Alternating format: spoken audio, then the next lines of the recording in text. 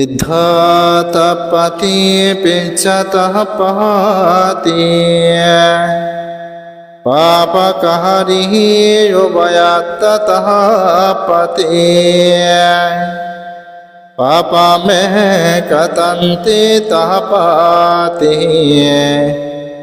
वियुतः पहाति दुःघति एतेनः सत्समहज्जेन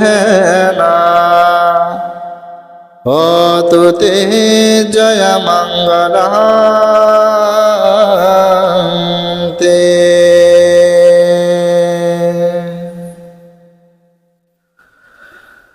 যার সর্বপ্রথম সদ্ধর্মে দেশনা শুনে পঞ্চবর্গীয় ভিক্ষুদের মধ্যে অরহৎ কন্যান্য তথা 18 কোটি দেববানমার ধর্মচক্ষু উৎপন্ন হয়েছিল।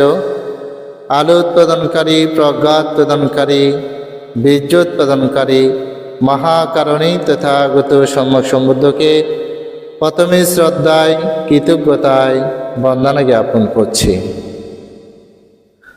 ধর্মপ্রাণ উপাসক উপাসিকা মণ্ডলী, আজকের একটি মাত্র বিষয় আলোচনা করব, সেটা হচ্ছে পাপকর্ম করলে কীরকম দুঃখ ভোগ করতে হয় তার নিরিখে আমার আজকের বিষয়বস্তু। সর্বাগ্যে আমাদের যিনি ঋদ্ধিশ্রেষ্ঠ মুঘলের ভ্রান্তি ছিলেন, সেই নিরিখেই দর্শনটা শুরু করতে চাই।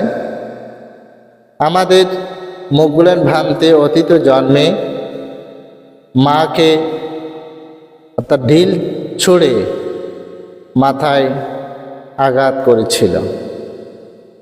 এই আঘাতের কারণে, অতীতের কর্মের কারণে ভিক্ষু ধর্ম গ্রহণ করে অরহত্ব ফলে তিনি প্রতিষ্ঠিত হয়েছিলেন। অরহত্ব ফলে প্রতিষ্ঠিত হওয়ার ফলেও তিনি যখন ধ্যান করতেন তখনই ডাকাত আসত তাকে হত্যা করার জন্য।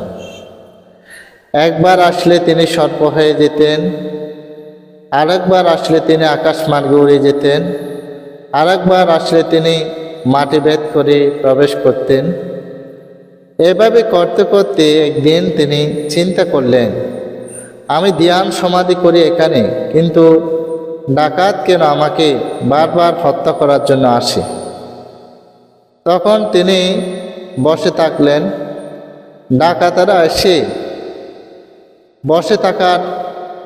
বসে থেকে তিনি দিব্য চক্ষু জ্ঞানে দেখল অতীত জন্মে মাকে যে ঢিল ছুঁড়ে আঘাত করেছিল, এই আঘাতের কারণে এই জন্মে অরহৎ হওয়া সত্ত্বেও, সেই ঋদ্ধিশ্রেষ্ঠ হওয়া সত্ত্বেও কর্মফল থেকে তার থেকে রেহাই নেই।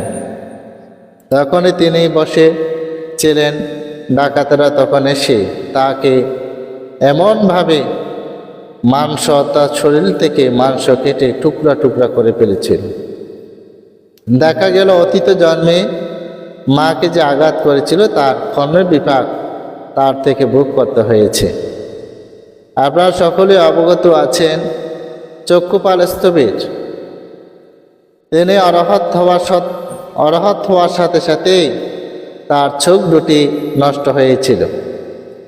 এটা একটি মাত্র কারণ, সেটা হচ্ছে অতীত জন্মে সে তার একটি নারীর প্রতি হিংসা ভাব উৎপন্ন হয়ে তার চোখ দুটির মধ্যে ওষুধ প্রয়োগ করেছিল। এই ওষুধ প্রয়োগ করার কারণে তার অরহৎ হওয়ার সত্ত্বেও তার চোখ দুটি নষ্ট হয়ে যায়। এটার একটি মাত্র কারণ, অতীত জন্মে সে কর্ম সৃষ্টি করেছেন বিদায় এই জন্মে তার থেকে সেই কর্মফলটা ভোগ করতে হয়েছে। এটার আলোকে বলা যায়, মানব জীবনে আপনি যেরকম কর্ম সৃষ্টি করবেন সেরকম কর্ম আপনার থেকে ভোগ করতে হবে। আমাদের চন্দ নামক একজন উপাসক ছিল। আজীবন তিনি পাপকর্ম করেছেন, অকুশল কর্ম তিনি সম্পাদন করেছিলেন। এই অকুশল অর্থাৎ প্রাণী হত্যা, আজীবন প্রাণী হত্যা করেছিলেন। সে যখন মৃত্যুশয্যায় শায়িত, ভগবান বুদ্ধ সেটা অবগত হলেন। তাকে উপলক্ষ করে গাথা ভাষণ করেছিলেন, ইদ্যা সুচ্ছাতি পেচ্ছা সুচ্ছাতি পাপাকারী উভয়ত্ব সুচ্ছাতি। পাপীগণ ইহ জীবনেও দুঃখ ভোগ করে, পরজীবনেও তারা দুঃখ ভোগ করে। সেজন্য মানুষ পাপ কর্ম করার সময় একটু চিন্তা করে না। মানুষ দ্বিধারে পাপকর্ম করে, আবার দ্বিধারে মানুষ পুণ্যকর্ম সম্পাদন করে। একটি হচ্ছে কায়োধার, বাক্যধার, মনোধার। ভগবান বুদ্ধ সমকালীন সময় এই বাক্যধারে যারা কর্ম করেছেন, মনোধারে যারা কর্ম করেছেন, কায়োধারে যারা কর্ম করেছেন, মৃত্যুর পরে তারা অবিচি নরকে পদার্পণ করেছেন। ভগবান বুদ্ধ জীবন্ত অবস্থায় 7 জন অবিচি নরকে গিয়েছেন। 7 জনের মধ্যে তারা হল দেবদত্ত, সিঞ্চা মানবিকা, কোকালিক বৃক্ষ, নন্দযক্ষ, সুপ্রবুদ্ধ এবং নন্দ নামক যুবক এবং রেবতী। এ 7 জন অবিচি নরকে পদার্পণ করেছিলেন, যাদের পাপকর্মের ফলে, যাদের জীবনে যে ভিক্ষু শ্রমণ থেকে শুরু করে অকথ্য ভাষা যারা ব্যবহার করে, মৃত্যুর পরেও না, ইহ জীবনে অনেক মানুষকে সেরকম ফলভোগ করতে দেখেছি। যেমন পরবশ সূত্র বুদ্ধ বলেছেন, ইয় সামানাং ব্রহ্মানাং আয়ম বাপ্পি বনিবাক্ষাং মূসা বাদে না বাঞ্ছাতি তাং পারাবাবাত মোকাং।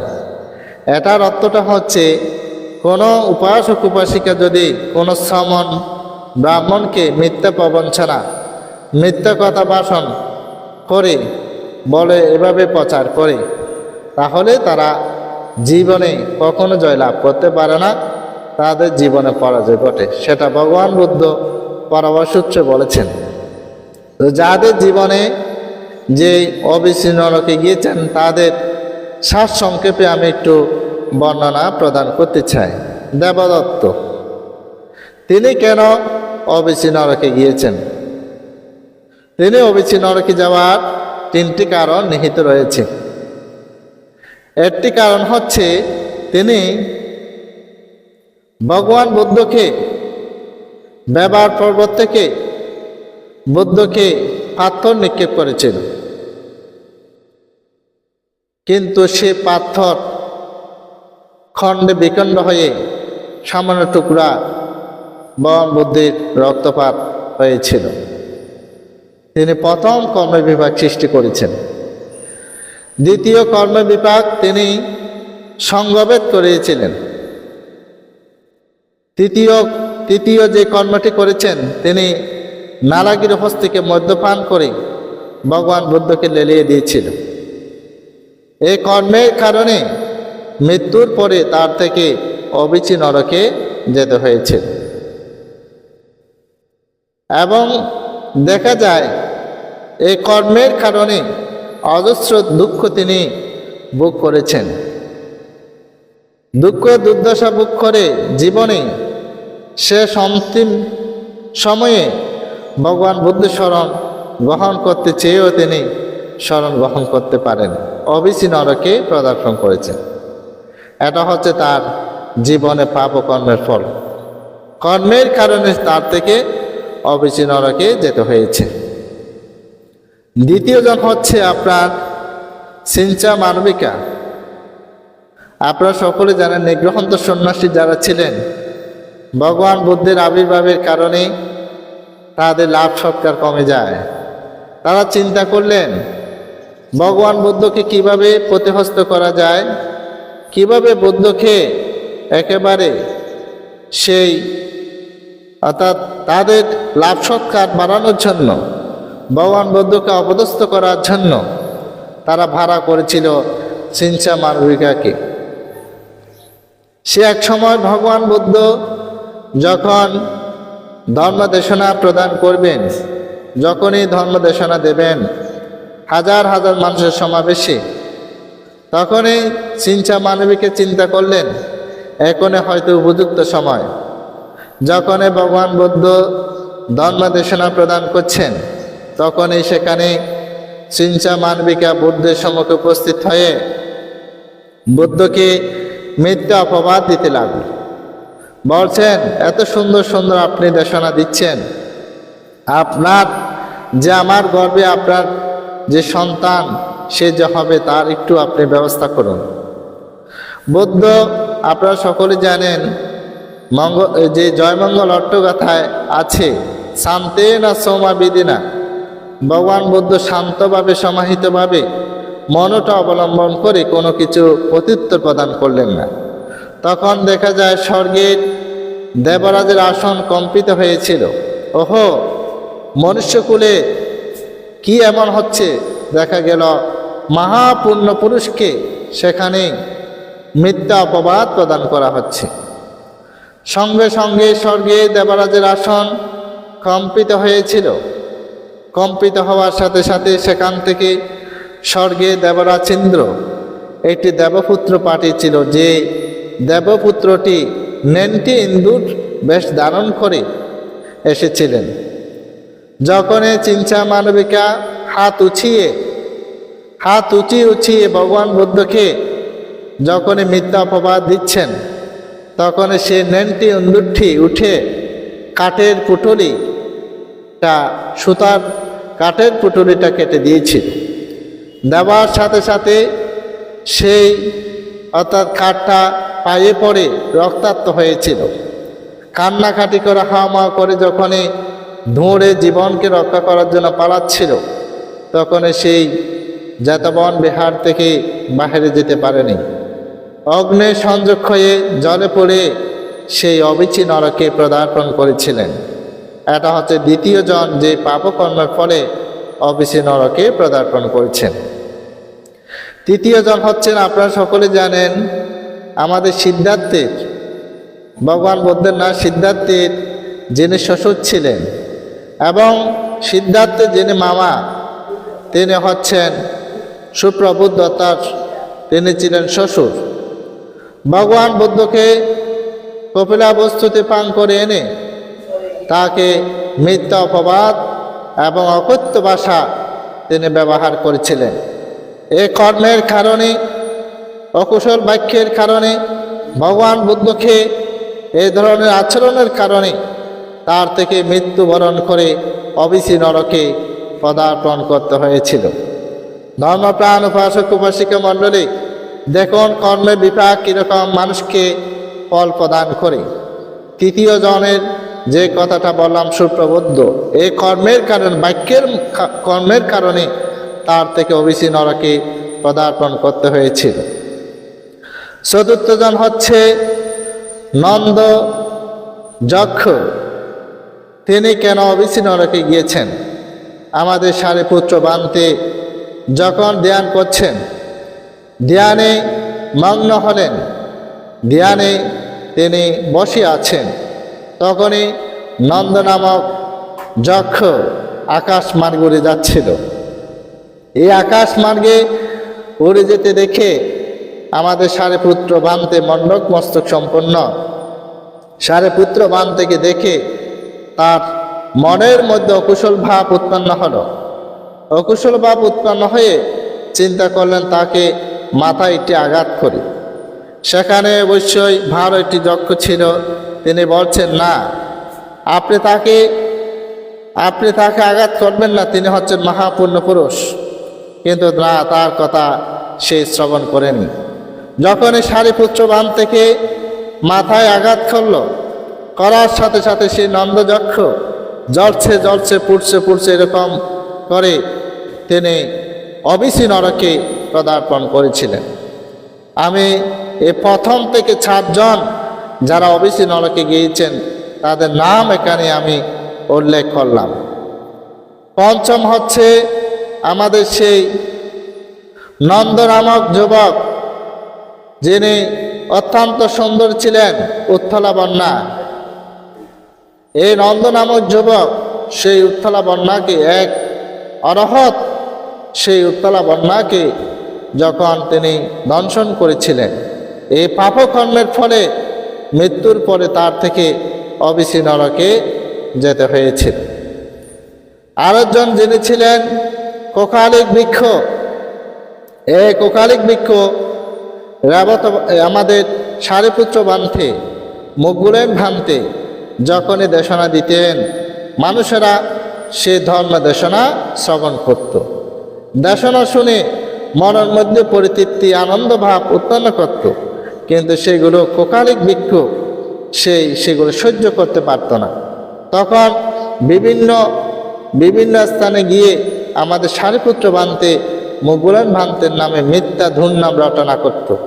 এই কর্মের কারণে কোকালিক বৃক্ষ মৃত্যুর পরে অবিচি নরকে পদার্পণ করেছিলেন। সপ্তম যিনি, তিনি হচ্ছেন রেবতী। 7 জনের মধ্যে সর্বশেষ যিনি হচ্ছেন রেবতী। তিনি কেন অবিচি নরকে গিয়েছেন? তিনি ভগবান বুদ্ধের নিন্দা করতেন, ভিক্ষু সঙ্গের নিন্দা করতেন, বুদ্ধের গুণকীর্তন তিনি সহ্য করতে পারতেন না। কিন্তু তার স্বামী যিনি ছিলেন, তিনি অত্যন্ত বুদ্ধভক্ত ছিলেন। তার স্বামী অত্যন্ত বুদ্ধভক্ত ছিলেন, বুদ্ধকে সেবা করত, পূজা করত, কিন্তু সেগুলো সেই রেবতী সহ্য করতে পারত না। বুদ্ধকে মিথ্যা ভরনাম ধুরনাম রটনা করত। এদিকে ওদিকে ভগবান বুদ্ধের সেই কুৎসা রচনা করে তিনি চলতেন। তার থেকে সরাসরি অবিচি নরকে যেতে হয়নি। যক্ষরা এসে তাকে ধরে নিয়েই অবিচি নরকে নিয়ে গিয়েছিল। ধর্মপ্রাণ উপাসক উপাসিকা মণ্ডলী, মুগুলেন ভান্তের কথা বললাম, দেখেন পাপকর্মের ফল। চক্ষুপালস্তবের কথা বললাম, এবং ভগবান বুদ্ধের জীবন দশায় 7 জন অবিচি নরকে গিয়েছেন, তাদের কথা বললাম।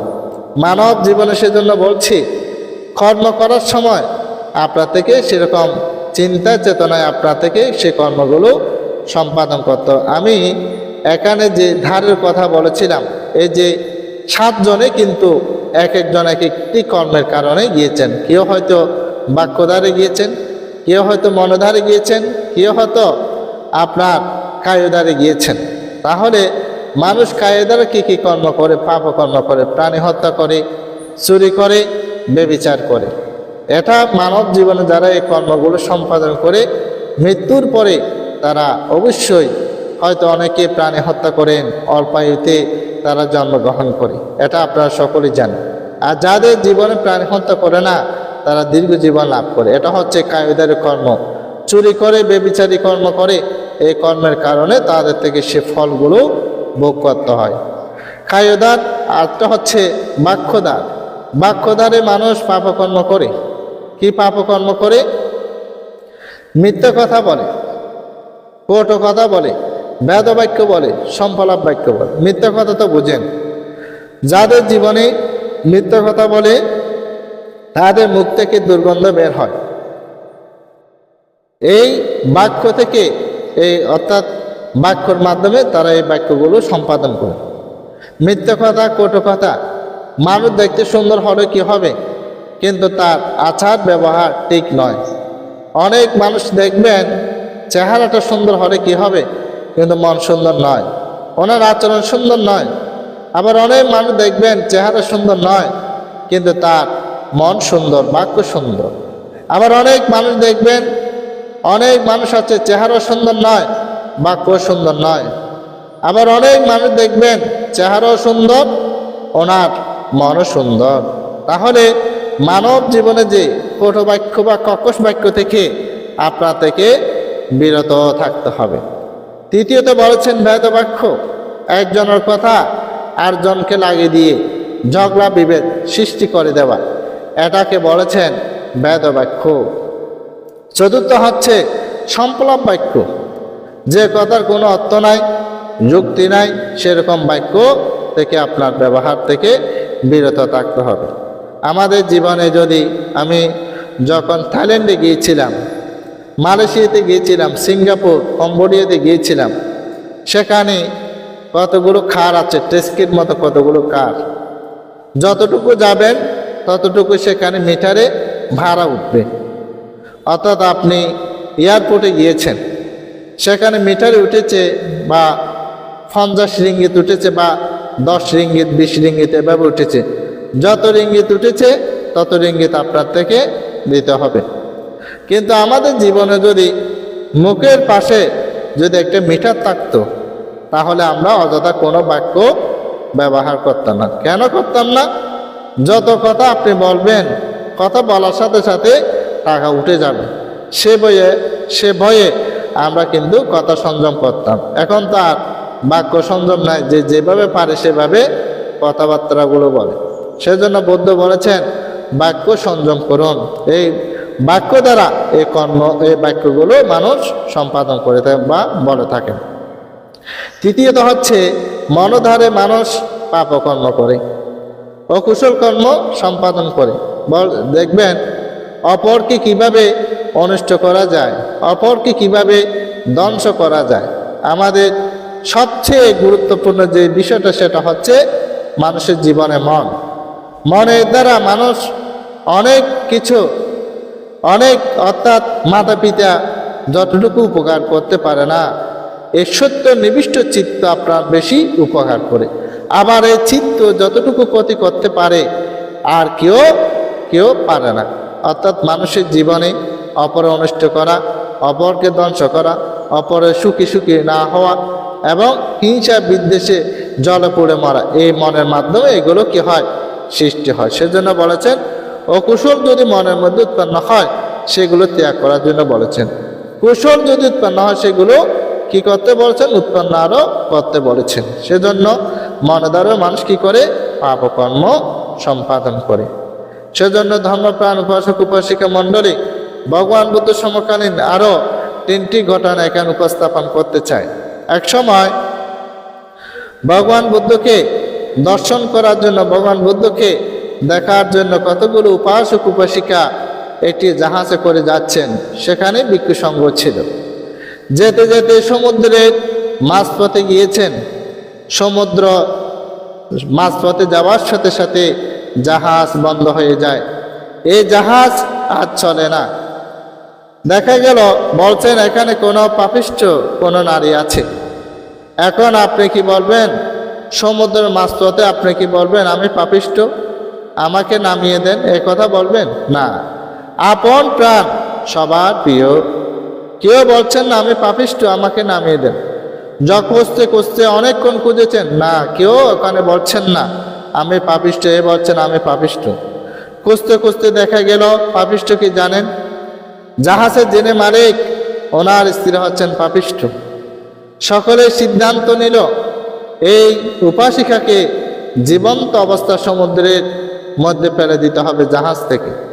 সিদ্ধান্ত ক্রমে তাকে পাথরের একটি খণ্ড বেঁধে জাহাজ থেকে যখন তাকে ফেলে দেওয়া হলো, জাহাজ অটোমেটিকলি ভাবে আবার চলতে শুরু করলো। চলতে গন্তব্যে পৌঁছেছেন। ভিক্ষু সংঘরাও সে গন্তব্যস্থানে পৌঁছে ভগবান বুদ্ধের সান্নিধ্যে উপস্থিত হলেন। উপস্থিত হয়ে ভগবান বুদ্ধকে বন্দনা করে অভিবাদন করে ভগবান বুদ্ধের কাছে একটি প্রশ্ন করেছিলেন। ভান্তে, আসার সময় একটি করুণ দৃশ্য আমরা দেখেছি। বলছেন কিরকম, কি দৃশ্য তোমরা অবলম্বন করেছ? তখন এই মহাকারণী তথাগত বুদ্ধকে বলেছিলেন, ভান্তে, আসার সময় একটি জাহাজের যিনি মালিক তার স্ত্রীকে জীবন্ত অবস্থা পাথরের একটি খণ্ড বেঁধে সমুদ্রে নিক্ষেপ করতে দেখলাম, তার কারণটা কি? ভগবান বুদ্ধ তখন সেই ভিক্ষু সংঘকে বলেছিলেন, হে ভিক্ষুগণ, তোমরা কারণ জানো না? না বান্তে, আমরা কারণ জানি না। ভগবান বুদ্ধ তখন সেই ভিক্ষু সংঘকে বলেছেন, হে ভিক্ষুগণ, অতীত জন্মে তাহাকে ফেলে দেওয়ার একটি মাত্র কারণ, অতীত জন্মে তাহার একটি পোষা কুকুর ছিল। যেদিকে যেত সেদিকে সেই কুকুরটা গমন করত। অনেকে হেয় প্রতিপন্ন করে তার স্বামী বলে তাকে আখ্যায়িত করত। কুকুরটা তার স্বামী। এই স্বামী থেকে মুক্ত হওয়ার জন্য এক সময় সে কুকুরকে পাথরের একটি খণ্ডে বেঁধে সমুদ্রে নিক্ষেপ করেছিল। আজকে জাহাজের মালিকের স্ত্রী হওয়ার সত্ত্বেও কর্মফল থেকে তিনি রেহাই পায়নি। সেজন্য বলছি, যে কর্ম সৃষ্টি করেছেন এই কর্ম জাহাজের মালিকের স্ত্রী হওয়ার সত্ত্বেও সে কর্মফল থেকে তিনি রেহাই পায়নি। দ্বিতীয় আরেকটি উদাহরণ দিচ্ছি, 7 জন ভিক্ষু তারা বুদ্ধ দর্শনে যাচ্ছেন। যেতে যেতে অর্ধপথে গিয়েছেন, অর্থাৎ পাহাড় ধসে পড়ে রাস্তাদার বন্ধ হয়ে গিয়েছিল। 7 দিন সেখানেই অবস্থান করার পরে তারা সেখান থেকে বের হতে সক্ষম হয়েছিল। তারা ভগবান বুদ্ধের কাছে গিয়ে বলেছিলেন, ভান্তে আসার সময় আমরা এই যে 7 দিন যাবৎ পাহাড় ধসে পড়ে আমরা অর্থাৎ সেখানেই অবস্থান করতে হয়েছে, 7 দিন পর আমরা সেখান থেকে বের হয়েছি। ভগবান বুদ্ধকে এই কথা বলার পরিপ্রেক্ষিতে ভগবান বুদ্ধ বলেছেন, হে ভিক্ষুগণ, এটার কারণ তোমরা জানো না? না বানতে, এটার কারণ আমরা জানি না। ভগবান বুদ্ধ তখনই বলেছিলেন, হে ভিক্ষুগণ, অতীত জন্মে তোমরা রাখার বালক ছিলে। এটি গুই সাপকে গর্তের মধ্যে ঢুকতে দেখে তোমরা রাস্তাঘাট বন্ধ করে দিয়েছিলে। এই কর্মের কারণে, এই বিপাকের কারণে তোমাদের সেই কর্মফল ভোগ করতে, তোমরা 7 দিন পর সেই রাস্তাঘাট উন্মুক্ত করে দিয়েছিলে রাখাল বালক থাকাকালীন সময়। আজকে ভিক্ষু হবার পরেও সে কর্মফল থেকে তোমরা রেহাই পাবে। সেজন্য বলছি, কর্ম যেরকম সৃষ্টি করেছ সেরকম কর্মফল তোমার থেকে ভোগ করতে হয়েছে। তৃতীয় একটি কাহিনী এখানে উপস্থাপন করতে চাই, সেটা হচ্ছে অতীত জন্মে অর্থাৎ অনেক ভিক্ষু সংঘ এই যে পিণ্ডচারণে গিয়েছেন, একটি বাড়িতে পিণ্ডচারণ করছেন। হঠাৎ করে সে বাড়ি থেকে একটি আগুনের শিখা উৎপন্ন হয়ে একটি কাক জলে পড়ে মরতে দেখেছেন। সে ভিক্ষু সংঘ তাকিয়ে আছেন। এখন সেটা দেখে ভিক্ষু সংঘর অবাক হলেন। পিণ্ডচারণ শেষে যাতবন বিহারে গিয়ে ভগবান বুদ্ধকে বলছেন, ভান্তে, আমরা যখনই পিণ্ডচারণ করছিলাম তখনই হঠাৎ করে সেই ঘর থেকে একটি আগুনের শিখা উৎপন্ন হয়ে একটি কাক জলে পড়ে মরতে দেখলাম, তার কারণটা কি?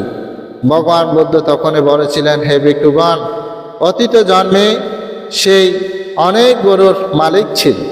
একটি গরু কোনো কাজে নয় বিদায় তাকে খের কোটা একত্রিত করে জীবন্ত অবস্থা তাকে জলে পড়ে মেরেছিল।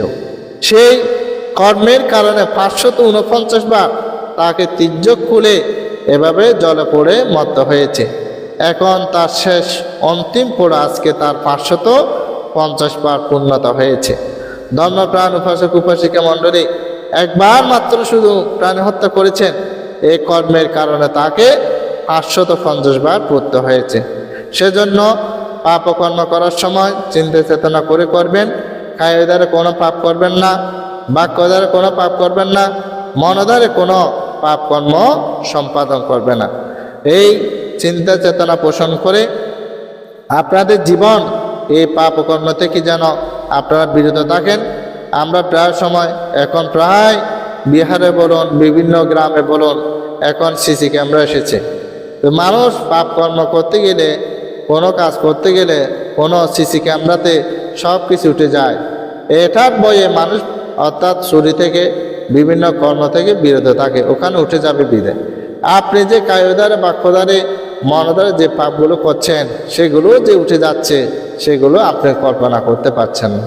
অর্থাৎ সিসি ক্যামেরাকে যেভাবে ভয় করেন ওখানে উঠে যাবে, এগুলো এই কর্ম করলে তদ্রূপভাবে মনকে এভাবে বুঝুন যে পাপকর্ম করলে আমার থেকে সেই কর্মের ফল ভোগ করতে হবে। এই কর্মের ফল কেউ ভোগ করতে, সেজন্য কর্ম বিভঙ্গ সূত্রে আছে, কাম্মাসা কামানো সত্তা, কাম্মা দয়াদা, কাম্মায়নি, কাম্মা বন্ধু, কাম্মা পাটিসেরানা, ইয়াং কাম্মাঙ্কারী স্বামী, কল্যাণাং বা পাপাকাং তাৎসা দয়দ ভাবিষ্যতি। যে যেরকম কর্ম সম্পাদন করবে, কল্যাণ হলে কল্যাণ, অকল্যাণ হলে অকল্যাণ, পাপ হলে পাপ, পুণ্য হলে পুণ্য, তাহলে আপনার থেকে সেই ধারাবাহিকতায় কর্মফলগুলো ভোগ করতে হবে। যাই হোক, দেশনাকে আর বিলম্বিত না করে আজকে যে আমি বিষয়ভিত্তিক আকারে পাপকর্মের যে উদাহরণটুকু আপনাদের সম্মুখে উপস্থাপন করেছি, এই পাপকর্ম থেকে আপনারা বিরত থাকবেন, কুশল কর্ম সম্পাদন করবেন। কুশলে আমাদের জীবনে একমাত্র পাথেয়, অর্থাৎ পাথেয় বলতে আপনি যখন মৃত্যুবরণ করবেন আপনার সাথে কোনো সম্পদ যাবে না, আপনার সাথে শুধু দুইটা জিনিস গমন করবে, পুণ্য পাপা ফলক পদা, পুণ্য এবং পাপ ব্যতীত আপনার সাথে কোনো কিছু যাবে না। তাহলে জীবনকে পূর্ণ আলোকে উদ্ভাসিত করুন, সে শুভকামনা করে জগতের সকল প্রাণীর সুখ শান্তি কামনা করে আজকের মতন যে পাপ ও বিষয়ে ধর্মদেশনা এখানে শেষ করলাম। সাব্বে সত্তা সুখিত হন্তু, জগতের সকল প্রাণ সুখী হোক, দুঃখ থেকে মুক্তি লাভ করো।